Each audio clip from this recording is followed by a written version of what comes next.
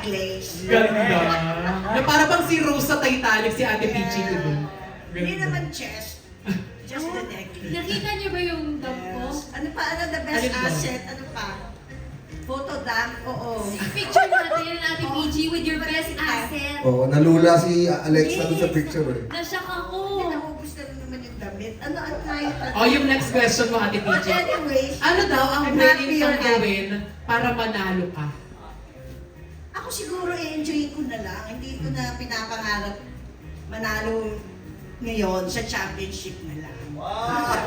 Bibigay ka nila ng shit, yes. Basketball. Pero nakita ko parang inaabusan mo si Akira para ibigay yung point sa'yo. Oo, Yung judges, pero inaabangan kahit niya. kailan wala akong pinag-usapan dito. Si Kuya Ogie, nakita ko Hindi ako pinabot ka. nagpapaksak. Walang bagsak-bagsak. O eto, meron pa siya isang question ate. Magli-lip sync ka daw ba? O ano, live sync Hindi, ba? bawal eh. Hindi, bawal na. Antay ang laban. Live lahat. Oh. Live and alive. Correct. At saka ang tagal talaga nilang pinaggugugulan talaga yung preparation para sa Kaya maganda, susunod. maraming natututunan. Tsaka masaya kami. Kami lang Kasi kayo lang. Hindi kami kasama ate. Hindi, masaya kami. Sorry. Oo. Thank Kaya you so parang much. hindi kami nagtatrabaho. Mm. Parang bandingan, gano'n. Correct. Oo. Thank you so much, Ate Peachy. Make up, ganyan. O eto naman, para kay Kuya Vong at kay Kuya Jong, mula kay Chad ng Manila Feed. Ang sabi niya, can you share some funny moments behind the scenes sa shoot and give us a teaser na mga dapat abangan ng viewers regarding the transformations? Ay, may mga Hi, pwede pa Chad. chika. Thank you sa sagot. Wow, sagutin mo. Thank you, Chad. Hindi, una sa lahat. Madami. Nako. Kung nakita nyo kanina, meron na kaming transformation ni Jong. At hindi lang natapos doon, meron pa rin kaming transformation ni Gus Jong na pwede namin may ambag dito sa Your Face Sounds Familiar. Tapos, siguro idagdag na rin natin yung kulitan. Kumbaga, ang nahirapan nga daw yung editor nung Your Face Sounds Familiar kasi sobrang haba. Parang ayaw niya i-cut yung mga masasayang nangyayari behind the scenes, Yes. tsaka mismo during the takes.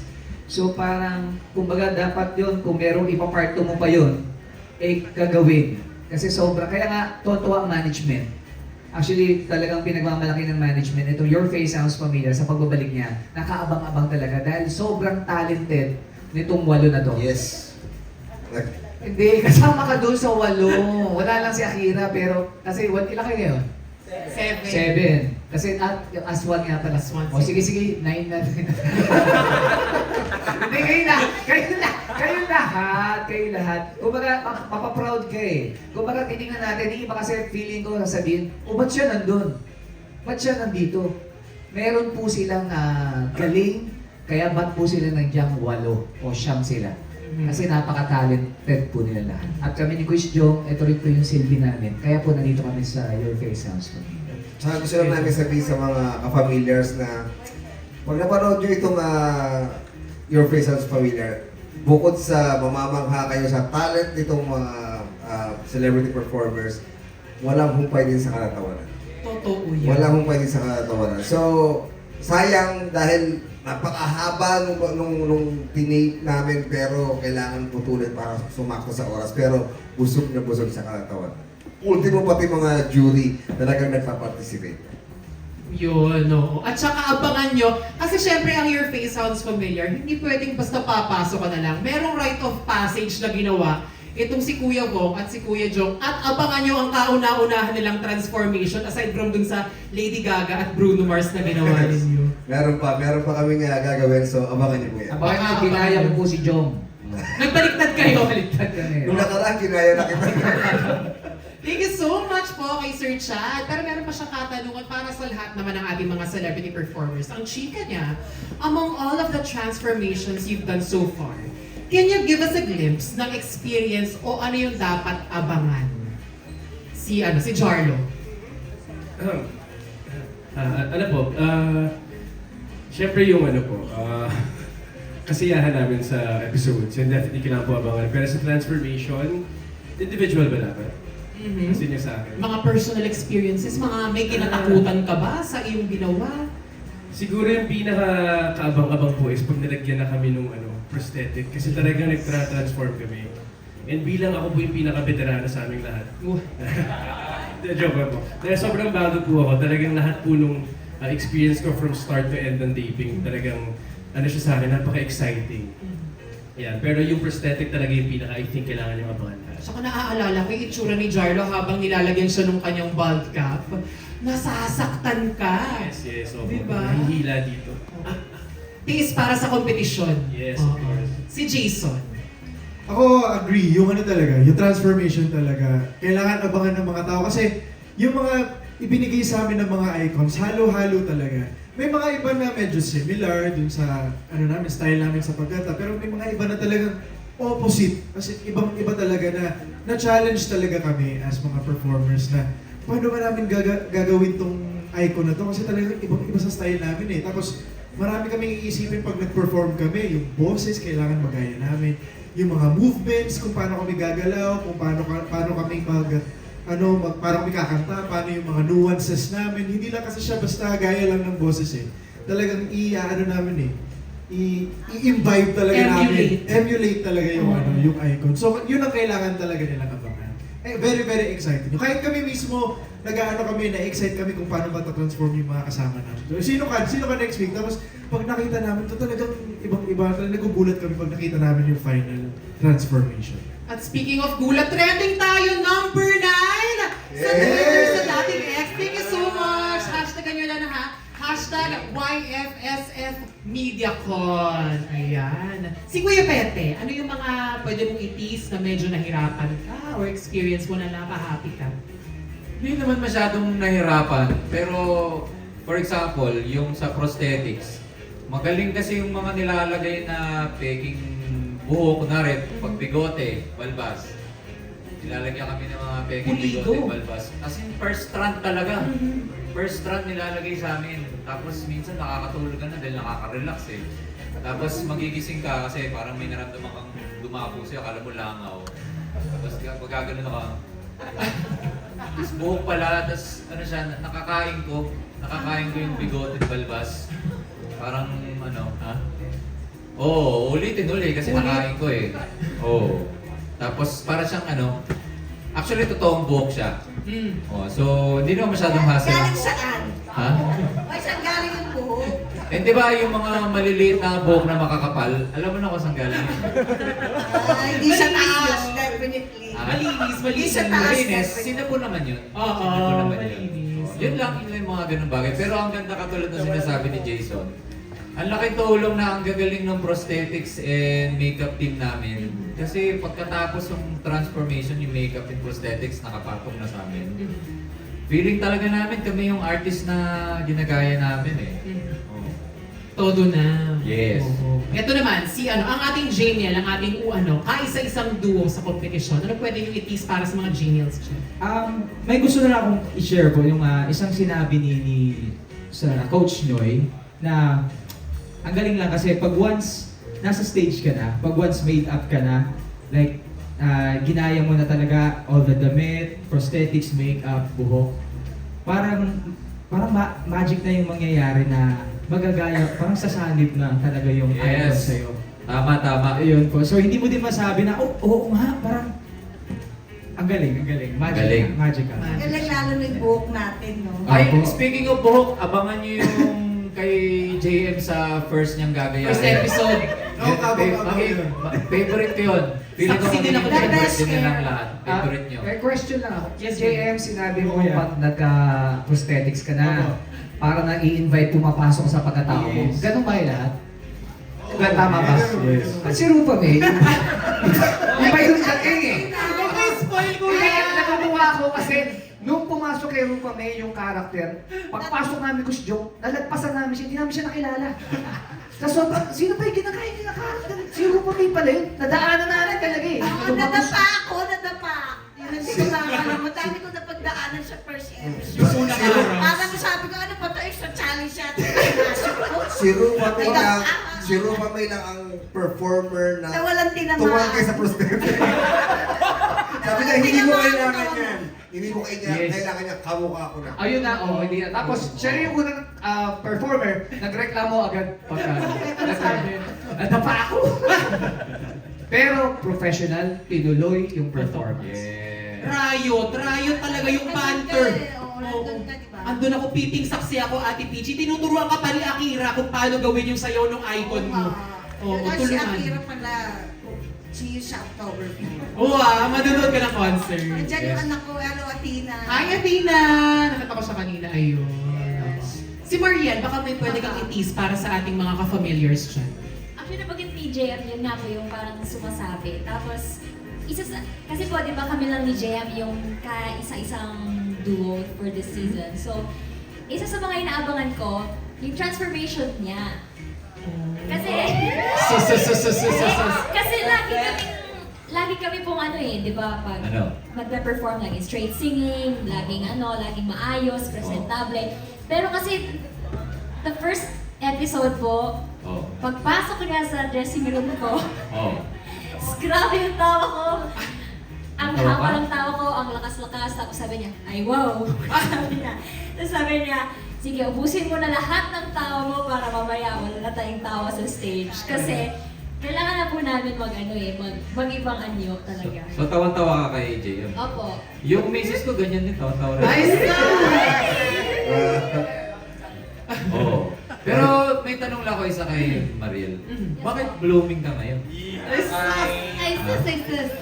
Kasi po, lalabas na po sa October 4 ang Your Face Sounds Familiar. Kung may transformation na gusto ka kay JM, ano yun, Maria? Parang favorite ko yung una talaga ko. Oh my God. Abangan talaga nila. Abangan ninyo pati yung performance, yung banters, lahat ng chika nung first episode, abangan nyo talaga yung Jamie. Oo. Nagulat din ako bilang mga kapatid ninyo. Grabe kayo. Eto naman, next question tayo para kay Dia Mate. Mula kay Jeff Olila Garcia mula sa Jeff Oligar TV. Ang sabi niya, since you love singing and music is always in your blood, apart from being a beauty title holder, sino-sinong artists ang nag-inspire sa'yo at naging parte ng influence mo sa music? I love this question kasi as a beauty queen, as Venus Panamericana, not a lot of people know that I started in music. Talaga yun yung first love ko, music. I produce my own songs, I write my own songs, lahat talaga. So, nung nanalo ako, minsan, nagtataka mga tao, sabi nila, ay, musician ka pala, singer ka pala. Oo. So, happy ako na parang, nandito ako sa show nito, to show na parang, oo, singer talaga ako. Tapos, sa mga inspirations ko ngayon, I'm really focused on pop music. So, talaga yung mga pop girly. So, Sabrina Carpenter, Olivia Rodrigo, Dua Lipa, Sarah Geronimo, of course, di ba? And, Britney Spears, yun talaga yung mga influences ko ngayon. And I'm so happy to say that I also have a song with Asia Songbird, Ate Regine Velasquez Alcacid, Ina.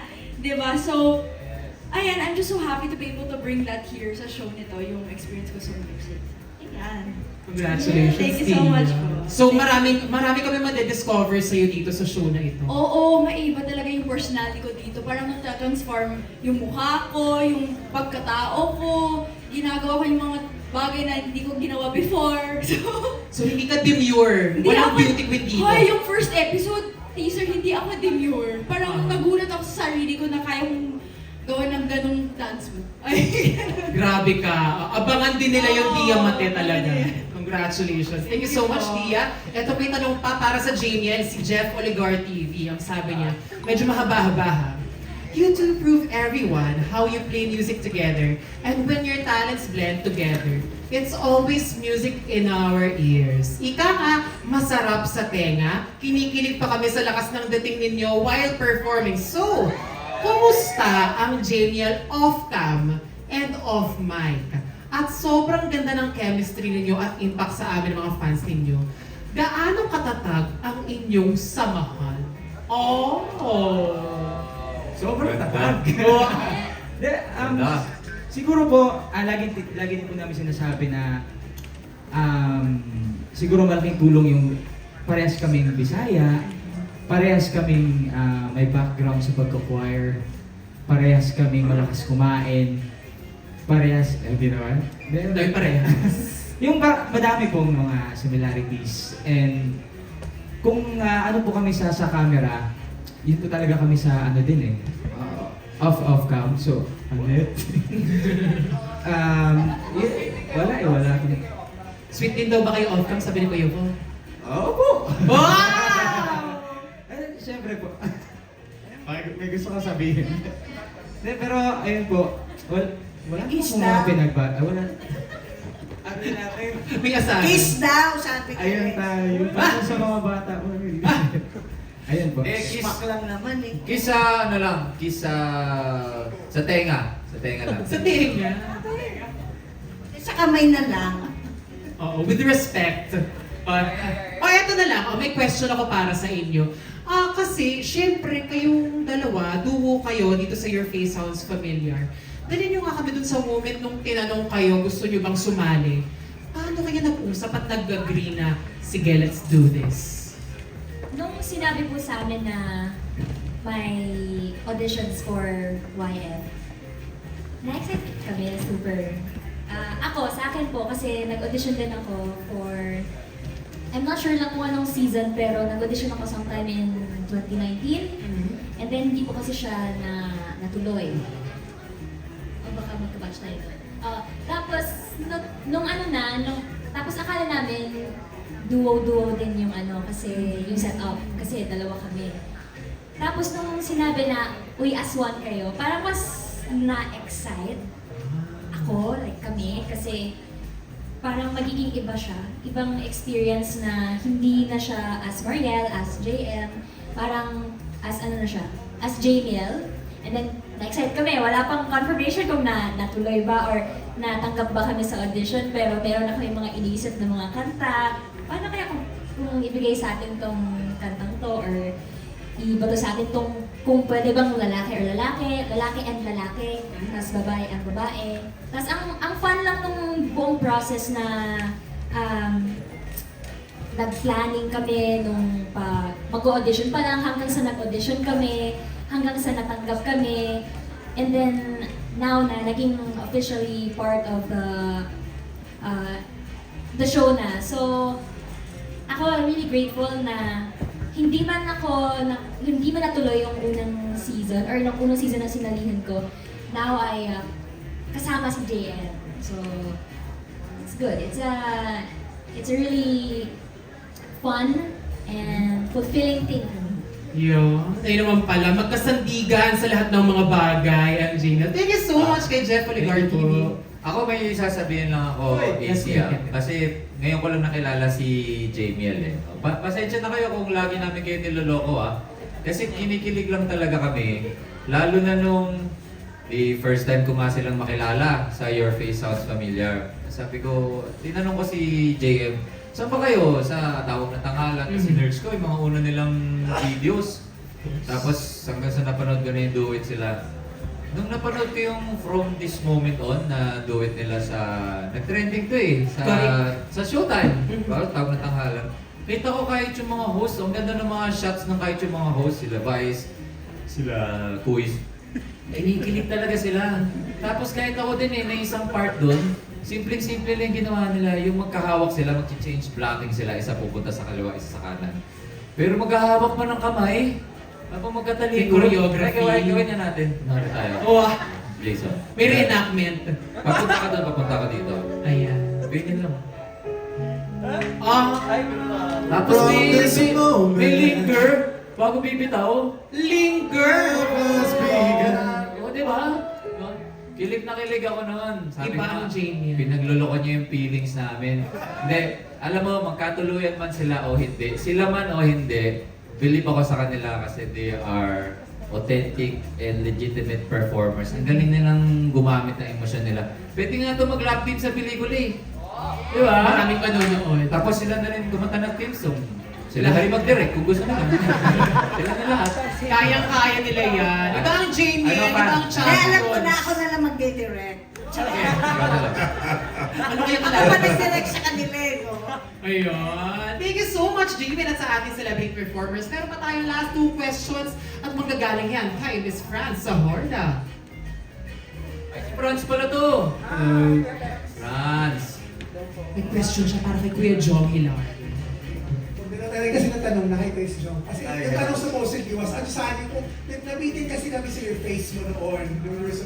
di ba, na-stop yun. So, question namin sana is, kung aabot ka sa grand finals, what would have been yung sana yung na-imagine mo na magiging performance mo? Sino lagayahin mo? Oh, wow. Sino Sige, alam ko na rin. Oo nga, nabitin ako kasi para kay Sarina, kaya Yes. nag-tweet ako. But, siguro ang nakikita ko ron talagang either Queen, si Freddie Mercury, or Michael Jackson ako. Kasi syempre, dancing eh. So, yun talaga yung nakita ko. But, well, hindi ko nga natapos. Kaya sobrang na-touch ako at na medyo ang sarap sa pakiramdam kasi bumalik ulit ang Your Face Sounds Familiar. Bumalik ulit sa akin lahat ng mga performance na ginawa ko. And talagang sabi ko na totoo yung sinasabi nila. Para ka nasa teatro, para ka nag-drag. Yun ang pakiramdam eh. Nakapag pumasok na, nakapag-makeup ka na, nandun na, gagawin mo na yung kung sino yung character na gagawin mo. Yun na yun. Yun na yung pakiramdam talaga. Yeah, hati kami na ikaw yung host kasi bitin talaga kaming nasa. 3 or 4 ka lang po nun, no? Yes. Mga 4 4. And for